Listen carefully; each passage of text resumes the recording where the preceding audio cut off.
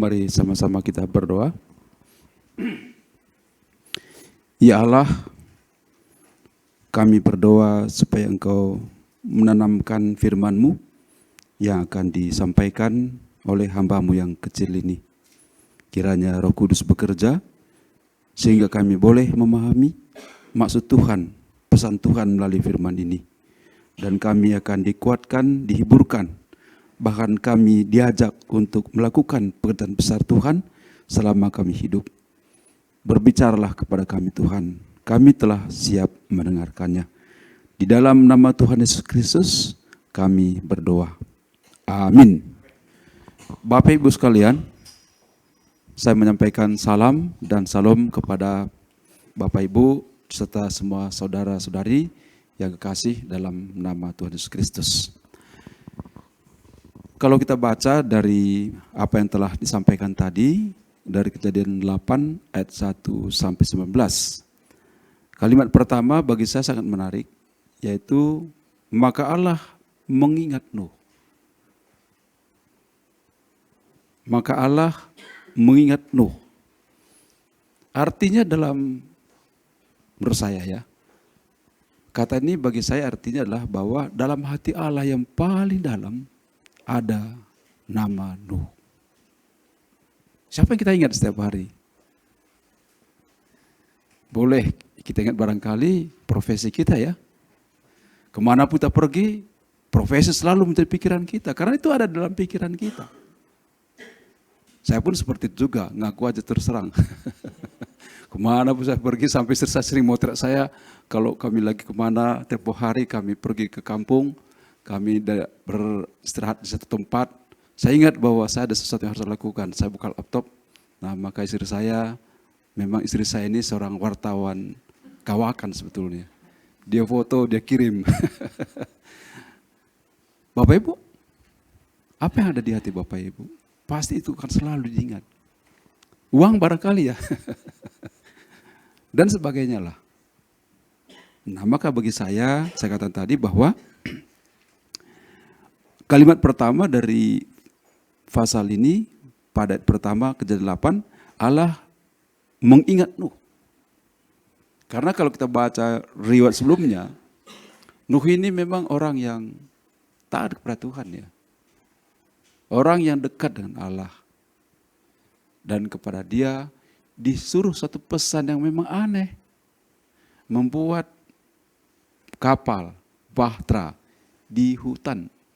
Barangkali kalau membuat bahtera di hutan, praktis ya.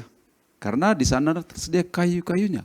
Karena memang pada waktu itu bukan dari logam, bukan dari bahan-bahan yang kita kenal sekarang di kapal, besi begitu ya. Tapi dari kayu. Sehingga memang untuk pembuatannya memang praktis. Tapi masalah besarnya apa? Bagaimana nanti menggulingkan kapal ini di pekerjaan berat ke laut. Barangkali Bapak Ibu pernah melihat kapal yang sudah dibentuk dan memang di tepi pantai begitu ya. Itu luar biasa effort yang diperlukan untuk menggeser itu perahu. Ini di hutan. Tapi menarik dalam Kejadian 7 ayat 5, lalu Nuh melakukan segala yang diperintahkan Tuhan kepadanya. Inilah saya merenungkan kembali bagaimana Nuh ini memang betul-betul ada di hati Allah. Nuh diingat oleh Allah, luar biasa. Dan saya berkeyakinan bahwa siapa saja yang sudah terima Yesus Kristus, dia ada di hati Allah. Dan itu sebabnya tema hari ini adalah Tuhan Yesus Kristus jaminanku. Ada jaminan bagi kita. Kita diingat. Allah mengingat Nuh yang sedang retreat di Bahtera. Bapak Ibu, berapa lama sih Nuh retreat di Bahtera? Ada yang tahu datanya? Saya coba. Hujannya 40 hari. Berapa? Hampir 2 hari. Wah, ini banyak pendapat di ini. Kita kuis ya, nanti siapa yang menang dapat hadiah ini. Hadiahnya nanti makan siang di bawah. Berapa hari Bapak Ibu? Hampir 200 hari. Oke, mendekat-dekat sebetulnya. Iya. Ibu tahu dari mana? Ibu ikut waktu tim di situ ya? Mabuk bercanda.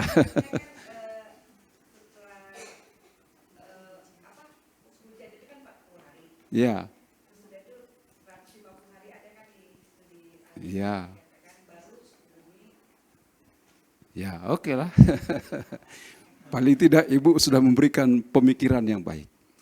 Cuma memang angkanya sedikit selisih, Bu. Dia selama 1 tahun 10 hari. Tepatnya 370 hari. Dengan rincian, nah ini coba terinci ya. Journey perjalanan di kapal. Masuk Bahtera, itu 1 hari tentunya. Lalu itu tadi dek, hujan 40 hari 40 malam tanpa henti. Dan tidak hanya hujan, tapi dari bawah juga muncul. Karena saya salah satu studi saya adalah meneliti air aquifer di bawah permukaan bumi. Saya bayangkan aquifer itu semua terbuka. Kan air itu di bawah permukaan itu dalam tekanan tinggi ya. Itu bisa dilihat kok, bisa diukur itu. Tentu dengan instrumentasi ya. Itu semua keluar. Jadi dari atas dari bawah keluar semua. Selama ini kan banjir pun itu karena dari atas saja. Coba bayangkan kalau dari bawah ini juga muncul. Itu sebab. Mengapa, sering pertanyaannya, mengapa 40 hari 40 malam kok cukup menenggelamkan bumi? Dihitung net top ataupun flow airnya enggak cukup memang Bapak Ibu sekalian. Kalau hanya 40 hari, kalau dari atas. Tapi masa dari bawah. Jadi itu meyakinkan saya secara ilmiah, secara ilmu juga. Betul 40 hari 40 malam, memang betul dunia ini memang tenggelam. Karena di bawah muncul, terbuka semua. Siapa yang buka? Ya Allah sendiri dengan cara dia. Itu tidak masuk di otak saya, bagaimana mungkin. Karena air di bawah ini kan terlindung ya. Ada namanya caprock gitu ya, pelindungnya. Itu dibor itu baru dia mancar ya. Kalau enggak dia terlindung, ini keluar. Ya, 40 hari, 40 malam, hujannya, air naik dan menguasai bumi, setelah itu 150 hari.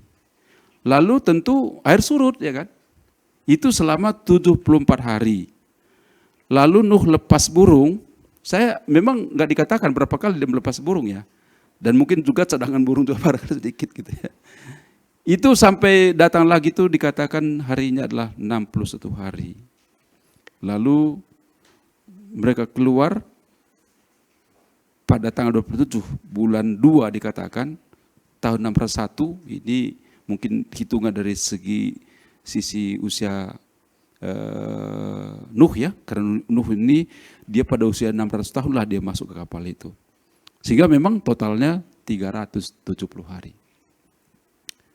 Bapak Ibu siap, kuat, naik perahu 370 hari, 1 tahun. Pelaut pun nggak kuat sebetulnya. Itu sebab pelaut itu dalam catatan yang saya tahu, ya tentu beda ya. Itu 6 bulan sekali harus pulang kampung. Selain memang dia harus bertemu keluarga, karena nggak kuat. Iya Pak ya. Saya pernah ikut dalam satu survei laut dulu namanya Barunajaya 4, itu tahun 87. Saya waktu itu survei zona subduksi di barat Sumatera itu. Zona subduksi namanya Semangko ya. Itu sumber gempa. Karena memang kita tektoniknya, wah ini kok bicara lagi. Saya selalu saya selalu kepada apa yang saya pelajari. Itu saya waktu itu cuma 2 minggu. Cuma karena kami sudah lewat ke lautan India sana, waduh luar biasa. Ini bayangkan bumi, nggak ada lagi daratan. Kebayang nggak gelombang seperti apa? 370 hari. Saya bayangkan Nuh ini Pak, ini kuat fisiknya ya. Luar biasa memang. Tapi apapun kita katakan, itulah kalau rencana Allah. Kalau Allah yang membuat itu.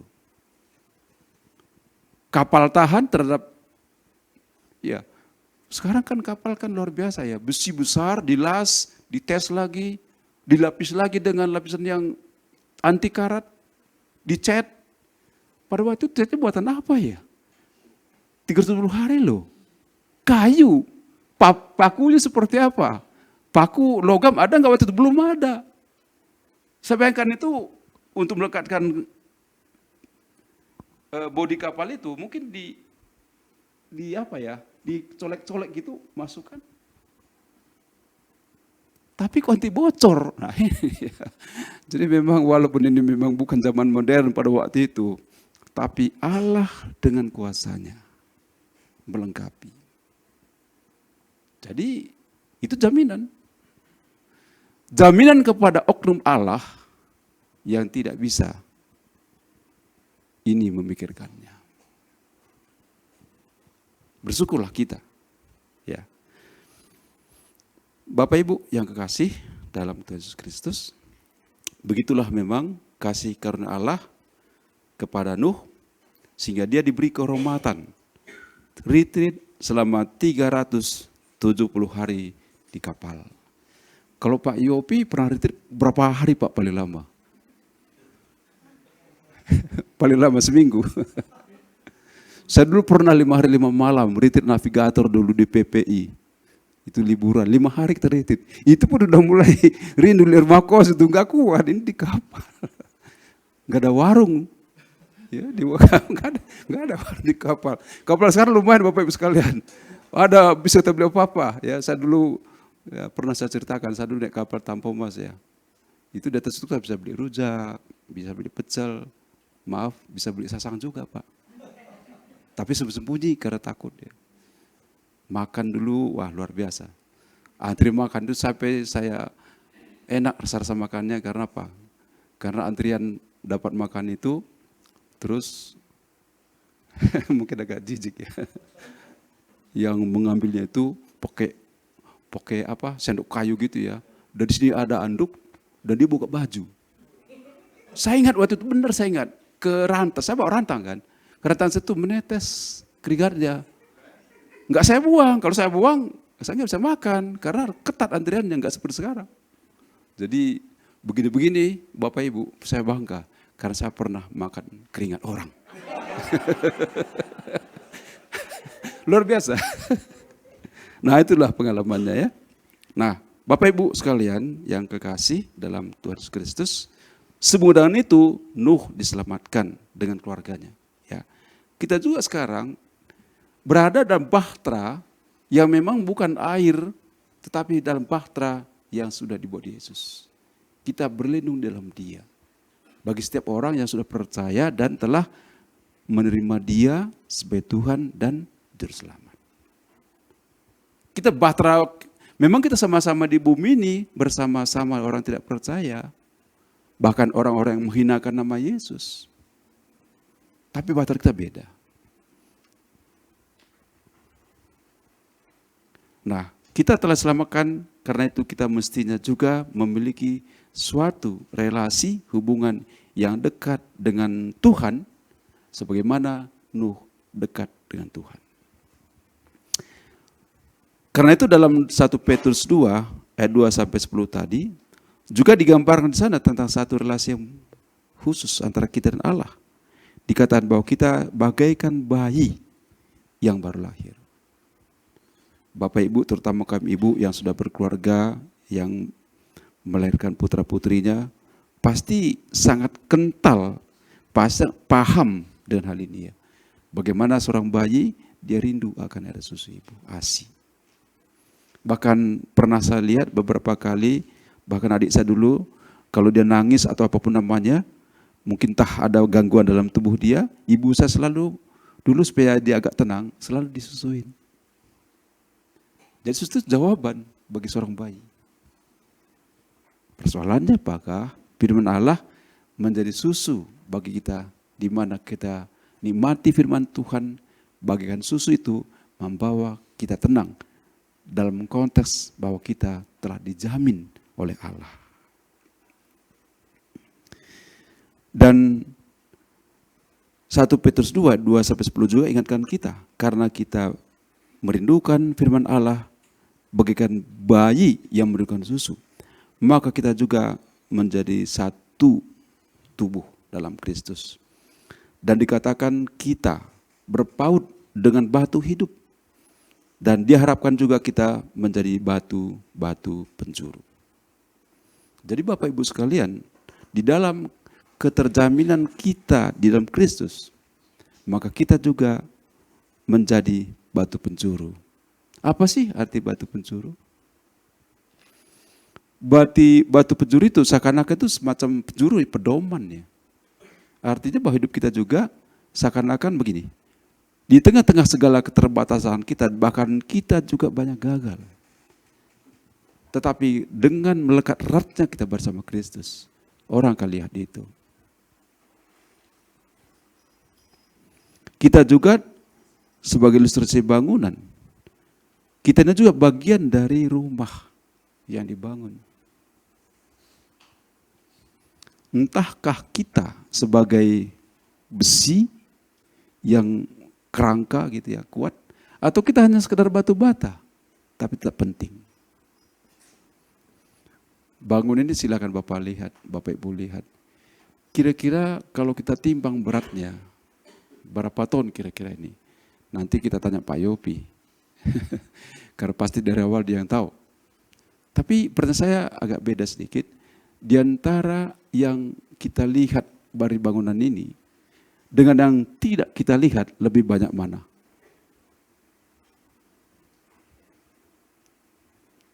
Sekali lagi, pertanyaan saya, bangunan ini, kira-kira yang kita lihat ini, yang kita lihat malah cat ya, dan yang hitam dan warna ini. Itu semua dikerok gitu ya, ditimbang. Lebih berat mana dengan ada bata, ada besi, lebih berat mana? Yang tidak terlihat. Begitupun dalam pikiran saya, di dalam pekerjaan Allah, lebih sering memang terlihat yang sedikit. Tapi bukan berarti mereka lebih penting. Bayangkan bangunan ini, satu bata saja tidak berfungsi di dalam, ini bisa ambruk loh. Nggak kelihatan. Mengapa kita bisa berani berdiri di sini? Atau duduk di sini? Itu karena di bawah ada fundament yang keras, yang tidak terlihat. Dan dalam pekerjaan pembangunan satu instalasi rumah misalkan, itu lebih berat kerjaan itu adalah membangun fondasi. Tapi harus ditutup. Aneh kan? Udah capek-capek tapi ditutup. Itu artinya bahwa kita pun yang tidak terlihat, seakan-akan tidak nampak, penting kita semua. Penting kita semua. Karena bersyukurlah bahwa kita sudah dalam Kristus. Ini kan cuma kelihatan catnya ya. Coba kerok, nanti bisa Pak kita kerok ini Pak. Keberatan Pak Yofi. Barangkali kalau kita kerok kembali cat ini, berapa kali dulu catnya ini? Barangkali 100 kilo. Kalau batu bata semennya bertonton, enggak kelihatan. Penting. Jadi bersyukurlah Bapak Ibu, walau kita tidak nampak oleh orang lain, oleh siapapun, dan memang kita tidak harus berpamer-pamer dan hal itu, dalam Allah kita terjaga. Kita diingat oleh Allah. Ini kabar baik. Kita walaupun tersembunyi, tetapi kita berperan. Semua itu mungkin karena kita berada di dalam Kristus. Karena itu mari kita terus memupuk, merasakan, membina hubungan kita yang baik, yang indah bersama Allah. Kembali lagi Bapak Ibu sekalian, yang saya juga mencoba membuat satu ilustrasi lagi gitu ya. Mana lebih baik? Pak Yakob, mana lebih baik Bapak jadi anak Pak Prabowo atau jadi menteri? Mana Bapak lebih pilih? Jadi anak Pak Prabowo. Karena saya lihat wajah Bapak sama dengan Prabowo. Mana Pak? Lebih suka Bapak jadi menteri luar negeri, keliling-keliling dunia terus, atau menjadi anak Pak Prabowo? Mana lebih penting? Mana Dek lebih penting? Mengapa? Iya, memang anak presiden namanya pun anaknya kan. Kemana juga bisa. Iya, betul Pak. Kalau jadi menteri bisa dipecat. Anak bisa dipecat nggak? Dipecat nggak kalau jadi enggak? Teman saya ada satu, dia menduduki, dia baru beberapa waktu lalu dia menduduki satu jabatan yang sangat penting di kementerian. Nggak usah saya sebut dia. Tapi dengar minggu lalu sudah diberhentikan. Pada waktu kita menaruh harapan, dan ini teman kita, anak Tuhan juga soalnya. Tapi hanya berapa bulan diberhentikan. Dan reshuffle juga ada ya. Jadi rupanya menjadi pejabat itu nggak enak juga sebetulnya Pak. Makanya saya nggak mau jadi pejabat karena memang saya juga nggak dipilih. Iya kan? Ya itulah. Mau jadi menteri apa saya? Dan saya juga nggak mau jadi menteri lah. Nanti nggak bisa ketemu Pak Yopi di sini. Maksud saya begini, ya. Barangkali orang saya merindukan dalam pelayanan misalnya ya, jadi ini gitu. Saya kira kalau memang itu bukan bagi kita, enggak apa-apa kok. Yang penting saya sudah jadi anak Allah. Itu jaminan. Anda jadi menteri negeri ini belum tentu jaminan. Karena besok pun Anda bisa dipecat. Tapi kalau Anda anak presiden, dia besokin dia, ikutkan dia. Bisa lihat filmnya dia di sana. Ya. Dia ke Amerika, ikut. Menteri belum tentu ikut. Memang selalu kelihatan di koran itu bukan anak presiden. Menteri, resmikan ini. Kunjungan ini. Minggu depan reshuffle. Betapa penting arti anak. Kita jadi anak Allah, kita nggak dipecat loh. Tapi maaf Pak ya, kalau saya jadi pastor, kalau hidup saya nggak berkenan, saya dipecat loh. Ya Pak ya. Tapi ampun Pak, jangan dulu. Iya kan? Jabatan apa pun di gereja, di mana bisa hilang. Itu bukan sesuatu yang bisa dipertahankan. Tapi jadian Allah, bukan saya mempertahankan, Allah sendiri mempertahankan kita jadi anaknya. Dan itu penting. Itu makanya saya katakan, jamin. Ya. Memang kita senang jaminan ya. 4 hari lalu saya beli, sederhana saya beli kabel, apa namanya itu, untuk cas HP ini karena udah rusak gitu ya. Apa yang saya tanya kepada penjualnya? Apa yang saya tanya? Kira-kira Bapak tanyakan.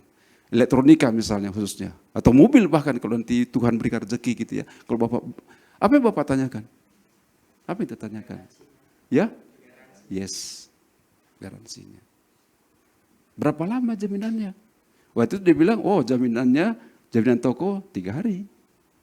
Karena itu jangan hilang struknya.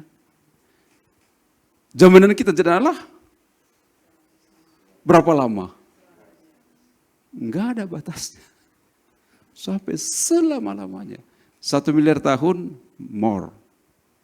2 miliar tahun, terlalu kecil. Sampai selama-lamanya. Itu jaminan. Kalau ini kita yakini, berbahagialah kita.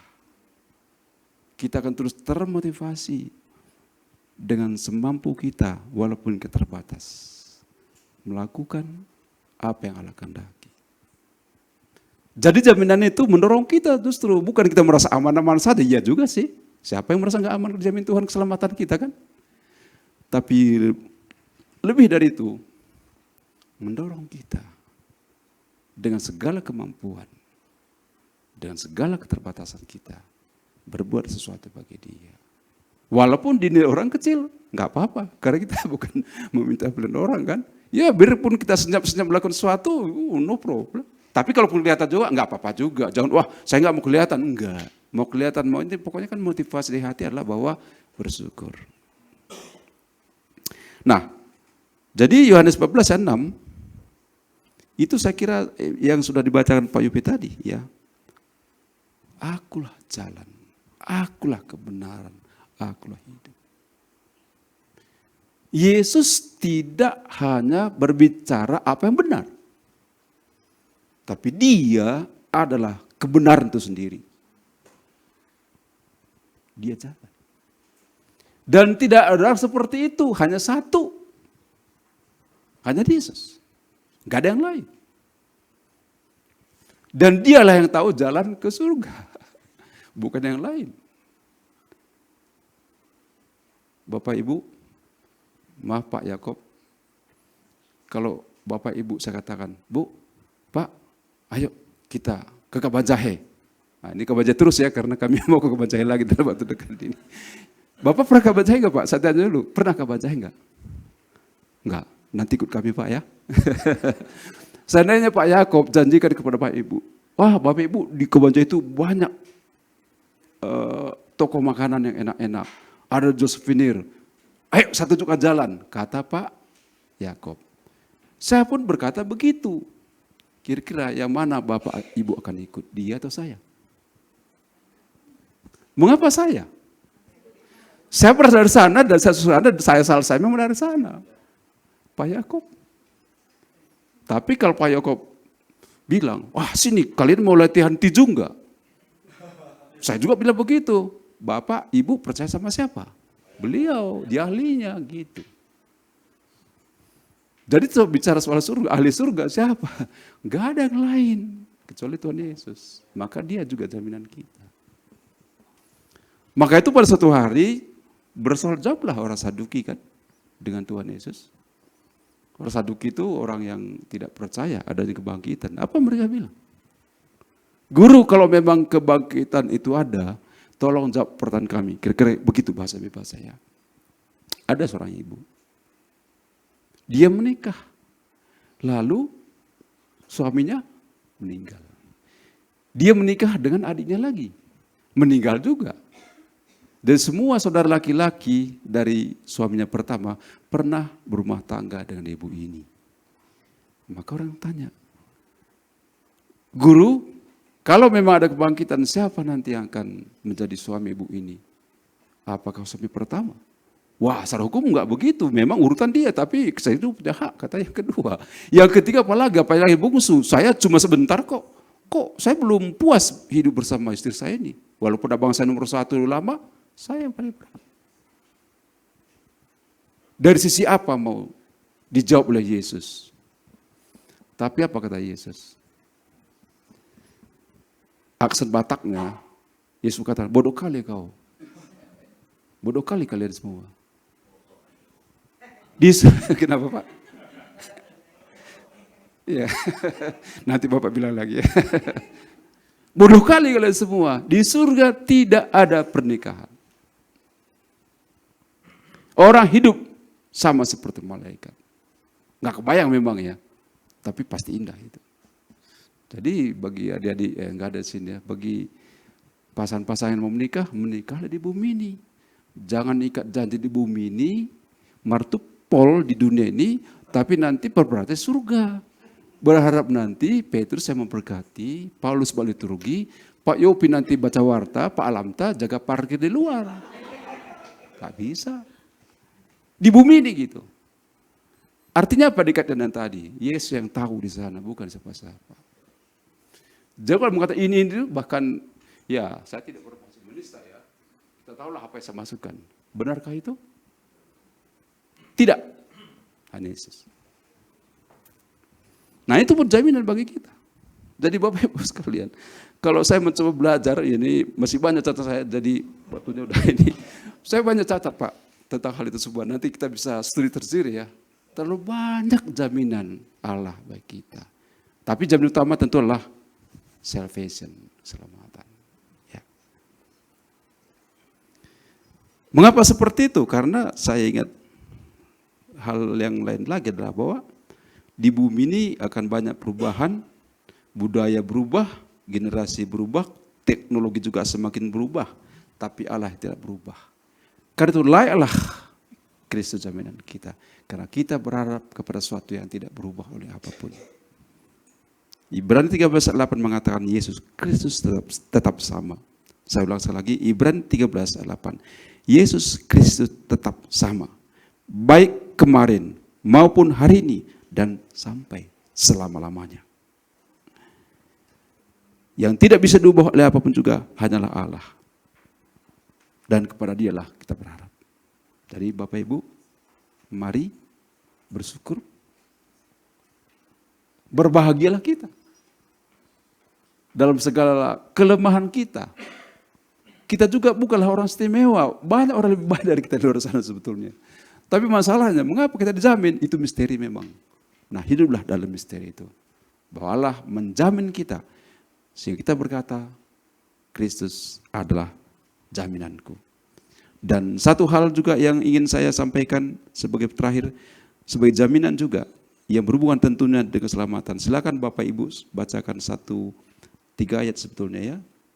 1 Yohanes 5, 11-13. Barangkali Bapak Ibu ada yang bisa membacakannya tuh.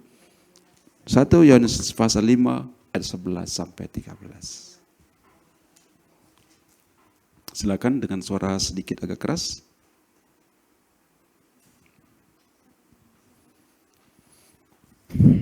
Silakan. 1 Yohanes 5 ayat 11-13 demikianlah firman Tuhan. Dan inilah kesaksian itu, Allah telah mengaruniakan hidup yang kekal kepada kita, dan hidup itu ada di dalam Anaknya. Barang siapa memiliki anak, ia memiliki hidup. Barang siapa tidak memiliki anak, ia tidak memiliki hidup. Semuanya itu kutuliskan kepada kamu, supaya kamu yang percaya kepada nama Anak Allah tahu bahwa kamu memiliki hidup yang kekal. Amin. Yohanes berkata, barang siapa memiliki anak, ia memiliki hidup. Anak itu arus besar Yesus maksudnya. Siapa dalam Yesus? Jaminan itu. Barang siapa memiliki anak, ia memiliki hidup. Barang siapa tidak memiliki anak, ia tidak memiliki hidup. Jelas ya? Tapi di sini ada satu penekanan Yohanes. Semua ini kutulis supaya kamu tahu. Barangkali ada yang belum tahu. Maka diberitahu hari ini. Atau sudah tahu, diingatkan lagi bahwa ini benar. Selalu diingat. Makanya hari ini kita pun perjamuan kudus. Kita diingatkan tentang Dia. Supaya kamu tahu. Saya sampai kelas 6 SD hidup di kampung. Dan bapak saya, ibu saya petani. Kami bikin beberapa ladang. Yang ditanam berupa palawija biasanya dan padi. Dari situlah kami hidup. Kalau saya pulang sekolah, ibu saya selalu bilang, nasi kamu udah saya bawa ke ladang, nanti kamu ke ladang ya. Maksudnya apa? Supaya saya juga bisa membantu. Jadi anak-anak SD dulu lah nanam-nanam ya. Makanya saya sekarang senang bertani juga sebetulnya sih. Makanya pasti nanti saya jadi petani aja. Mungkin nanti ada lahan di Subang, Bu. Kita bertanam ya.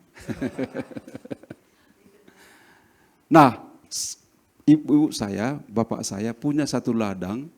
Tapi sebelum ke ladang itu ada lagi satu ladang yang lain. Di mana di ladang itu banyak sekali buah-buahan. Saya dulu Pak, ngaku ini pengakuan dosa juga sebetulnya. Kita dulu anak-anak SD di kampung itu enggak dikasih uang Pak. Kecuali hari tertentu, hari Kamis, kan itu hari pekan namanya. Hari lain kita enggak dikasih jajan, cuma makan itu aja. Apa dulu ya, potong ayam namanya. Itu pun kalau hula-hula datang Bu. Jadi boleh katakan kami hampir enggak pernah makan ayam. Hanya sebulan sekali, itu pun makanya berpikir ya kapanlah datang family gitu ya, karena dipotong, tapi itu pun dipotong 1 ekor tapi bukan 20 orang. Kebayang, banyak kentang. Nah jadi supaya perut ini tidak terganggu dengan masalah kelaparan, maka kami anak-anak itu kerjaan kami mencuri Pak, mencuri jambu, jeruk, jambu klutuk gitu ya, itu saya paling suka itu. Dan kami pasang strategi Pak, kami tahu bahwa di ladang itu ada orang dalam, tapi kami bagi tim. Ada namanya tim ribut. Dia di sini ngomong di sini kan. Jadi perhatian yang punya ladang kan di sana. Maka kami masuk dari sana ambil. Itu strategi rupanya ya. Nah, saya ceritakan soal ladang tadi. Saya ladang di situ penuh dengan buah-buahan juga. Ya. saya selalu lewat situ ke ladang saya, karena saya lewat ladang yang penuh buah-buahan inilah baru saya sampai ke ladang yang kami. Selalu saya lihat, waduh, waktu itu saya sendirian kan, nggak berani lah. Ada alpukat, ada jambu, semua. Lalu saya berikan, aduh, enak sekali ya. Tapi sayang saya nggak bisa ambil, nggak berani, karena nggak bersama tim. Lalu lama-lama Pak, ayah saya bilang begini, itu ladang kita itu katanya. Ladang kita, kenapa kan diberikan selama ini? Bahkan pada saat diberikan kuncinya, gembok. Ini kuncinya kalau kamu, waduh senang sekali Pak. Rupanya saya selama ini nggak tahu bahwa itu ladang saya. Sekarang saya sudah tahu, senanglah saya. Dulu saya tidak tahu bahwa saya sudah selamatkan, sekarang dia beritahu. Mari bersyukur. Mari kita berdoa. Ya Allah, betapa berbahagia dan bersyukurlah kami karena Kristus adalah jaminan kami. Sebetulnya Tuhan, kamilah orang yang paling berbahagia, paling damai.